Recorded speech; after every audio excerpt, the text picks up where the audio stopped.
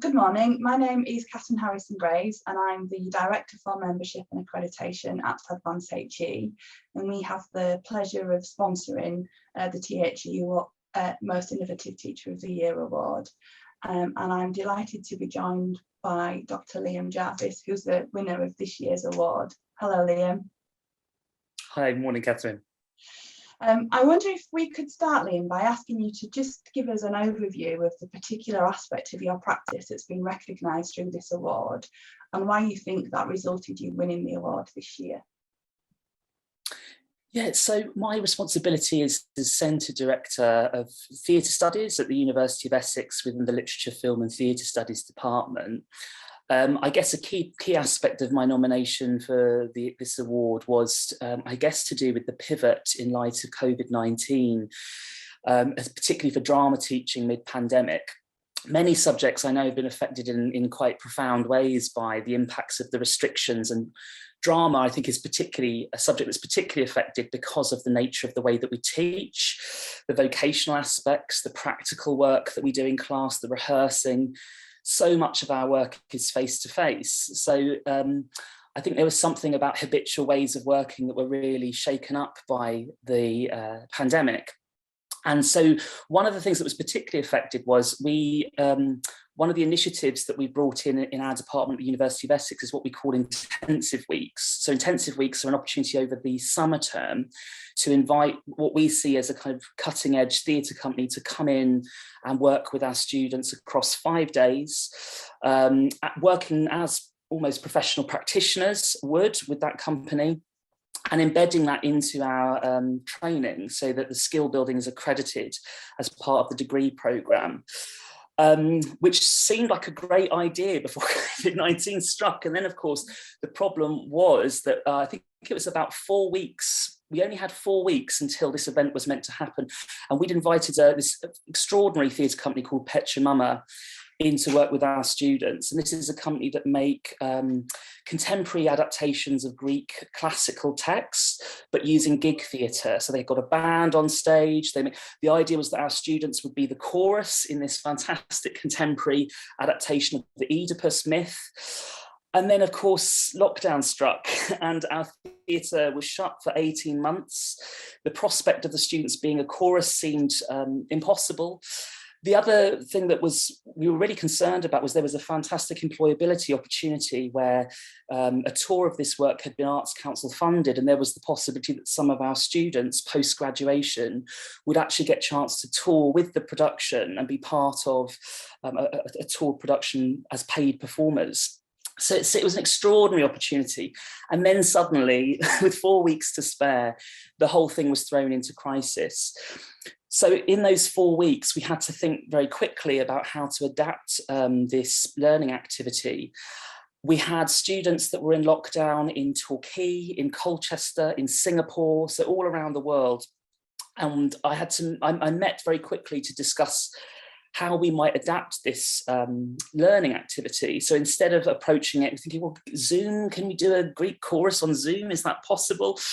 It seemed quite unlikely that we'd be able to work in that way. So instead I met with Mela Fay, who's the artistic director of the theatre company, to think, okay, if that's not possible, what might we be able to do?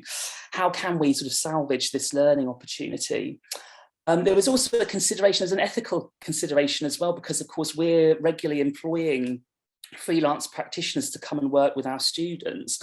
And many freelance theatre makers were faced with financially precarious circumstances in the gig economy, unable to access things like the self-employment income support scheme.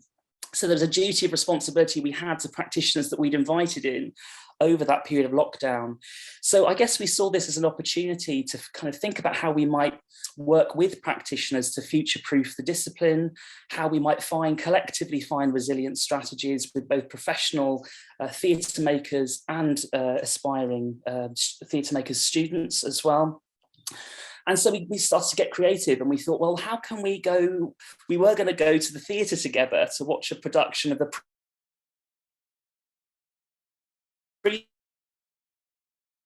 previous show by the company.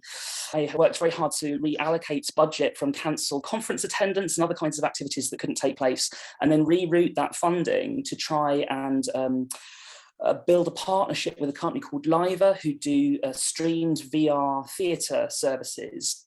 And we sent, I think, 25 VR headsets around the globe to students so that we could watch one of Petra Mama's shows together from wherever we were. And then we redesigned the week to focus, instead of thinking about a chorus, instead what we thought was, well, if we can't do that, maybe what we can do is look at the starting point of when you adapt a narrative. So we each student selected their own Greek myth, and they had to develop, using various writing techniques and tools, their own unique contemporary adaptation of that text, so recontextualizing it, finding their own route into these kind of ancient stories.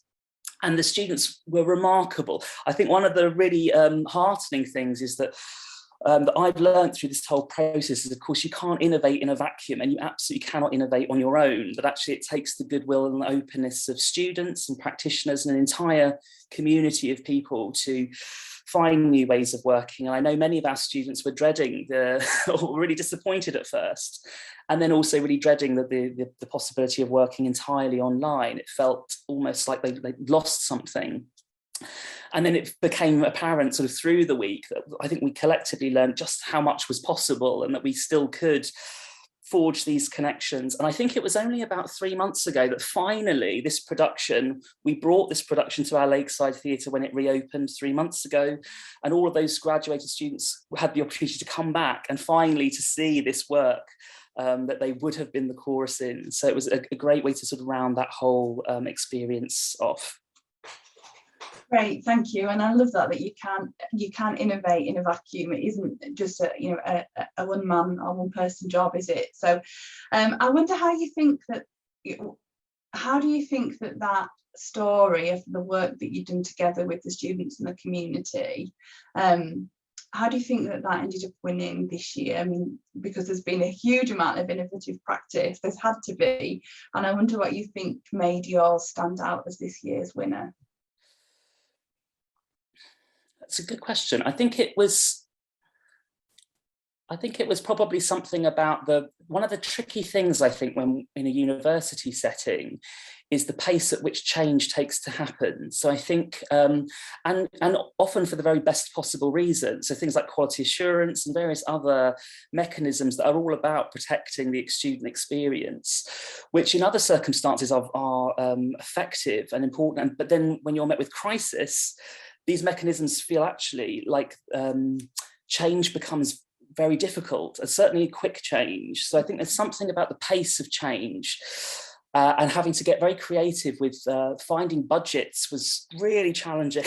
And that again involved the support from my senior management and my colleagues in the department to try and find ways to make that happen.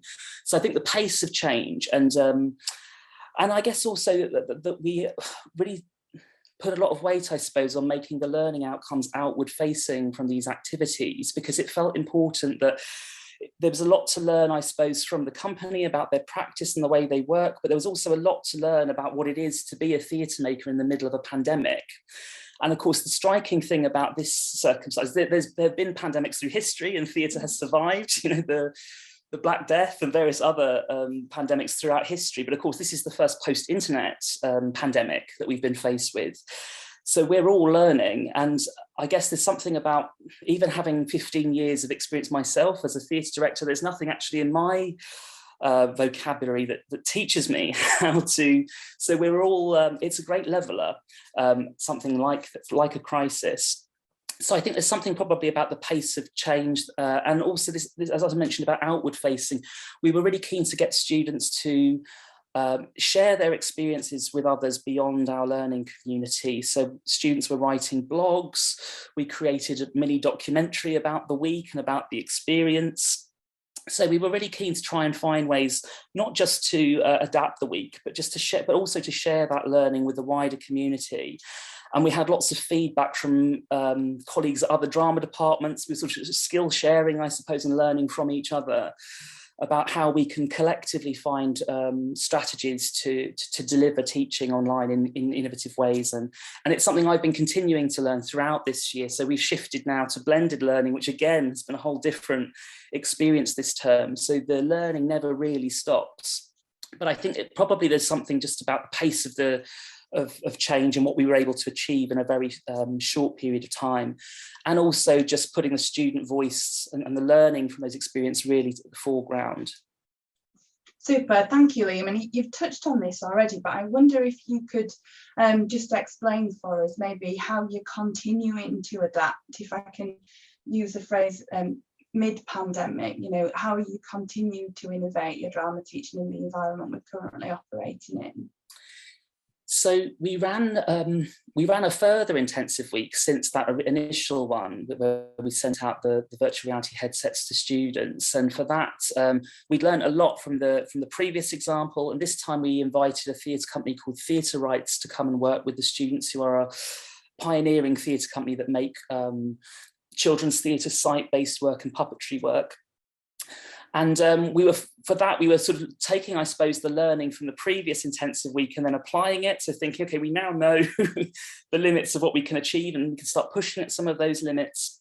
And that week involved, I guess the other significant thing about these weeks is that we invite companies into with projects that are live and about to have a life in the real world. So whether it's something that's about to tour, or in the case of Theatre Rights, they had a production that was going to be going to Europe, and it was all about climate change and engaging young audiences with climate change. So the invitation for students was to gather plastic waste from around their homes, from their domestic spaces, and then do a number of skill building workshops about how you might animate those objects and what stories those objects might want to tell to an audience. And then a whole series of kind of workshop exercises to equip students with those really crucial skills for their CVs as performers. So I suppose taking the learning from that, those weeks, I guess also as we head into a more blended and hybridized teaching environment, there's been quite a lot to learn about how do we keep the, in a sense of not wishing to completely return to a status quo, but think about, well, what are the best things about online practice that we've learned that we can carry forwards?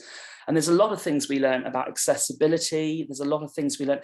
I think the other thing that we learned about is when you invite a student to treat their bedroom, their family home, their living room as a drama room or a rehearsal room, that can mean really different things for different students. And there can be a number of barriers that are unforeseen when you make that kind of invitation. So I think there's been something really important in listening very closely and carefully with students from the outset of the module to try and identify barriers that might be quite hidden to their learning, and then to adjust the way that we work to accommodate some of those barriers. So that's been a really key. And blended learning, I had a situation the other week where a student had COVID, but was about to do a practical assessment. So we found ways of having the student on Zoom, but the other performers live in the drama room, and it worked exceptionally well, but we'd never done that before. So I think, again, finding sort of flexible and accessible ways to accommodate these sorts of issues when we're still in the midst of the crisis has been important, but kind of keeping the best of what we learn about internet practice, which is also feeding into things. So at the moment, I'm in the process of organising a big theatre conference that's coming to the University of Essex called TAPRA, and we're thinking about, again, how can we take the learning from the teaching and create a hybrid event that enables those people with health issues or caring responsibilities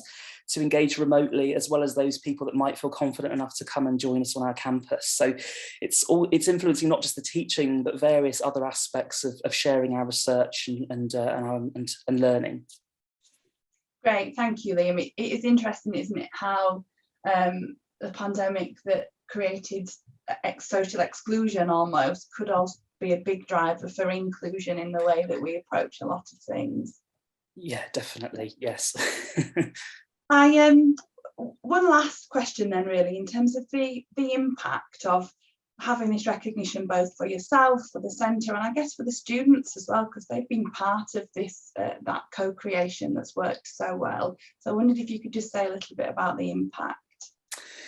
Yeah, I think it's been enormously validating, I think, the whole process of this. And I think actually it's not even just about the outcome, but just the whole process of going through this.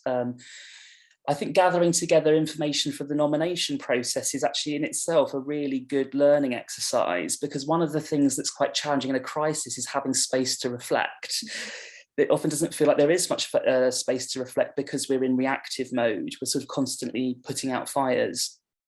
And yet I think it's really crucial at this point to really take stock of what we've achieved, what we've learned, what's still to be learned about how we're approaching our teaching. So that whole process, I think, of gathering information as part of the nomination process for the award was incredibly important, incredibly helpful, a really good learning exercise for me and for the students. As part of that, we gathered lots of student testimonies to hear a bit more about them from their experiences. There are lots of formal mechanisms in the university for gathering student feedback, so end of module questionnaires.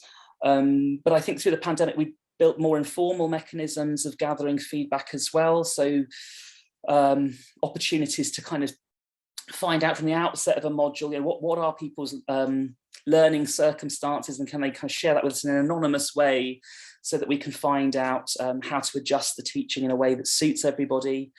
Mid-module feedback, again, anonymously via our online portals as a way of identifying, again, obstacles that we might not be aware of to students learning. That can be things even like having a camera switched off, which a teacher might interpret as a sort of lack of engagement, but of course can be to do with things like broadband poverty or other kind of underlying issues that might affect students' work. So finding ways to work with those obstacles and get creative around them. So I think, yeah, that whole process of information gathering has kind of helped us to understand, I suppose, what the students have got from the activities. I suppose there's no assumption, and can be no assumption, that students necessarily want to have a VR headset centre, that might not actually be the way that they would choose to engage if they had the option. So I think it's important not to make any assumptions really about what the students find helpful, and to really take the opportunity throughout the whole process to listen to them, to gather their feedback. Another really helpful way, I suppose, of hearing from students is blog writing. So we invite our students to write public-facing blogs to tell us a bit about, what do they feel that they've learned from the experience of working with a particular company or with a teacher. And that's also really, really useful, not just for us, but also for those students that haven't been part of that class or haven't participated, also to share our learning from one teacher to another, so peer-to-peer learning. And I've learned an enormous amount from my colleagues in my department over the last year about good teaching practice. We have a thing called teaching action groups where we get together and share best practice, but also share our challenges, what's going well, but actually what's not going so well, what surprised us. So I think these sorts of more informal ways of kind of reflecting, measuring impact and implementing changes, I think, have been really helpful in terms of developing our teaching strategies in a particularly difficult period. Great, thank you, Liam. Thank you so much for talking us through the journey of the last few years in your particular area of practice. I'm sure it will be a source of inspiration for what can happen at pace when enough people put their shoulder to the wheel. So thank you very much for sharing that story with us. Thanks very much, Kathryn. Good to chat to you.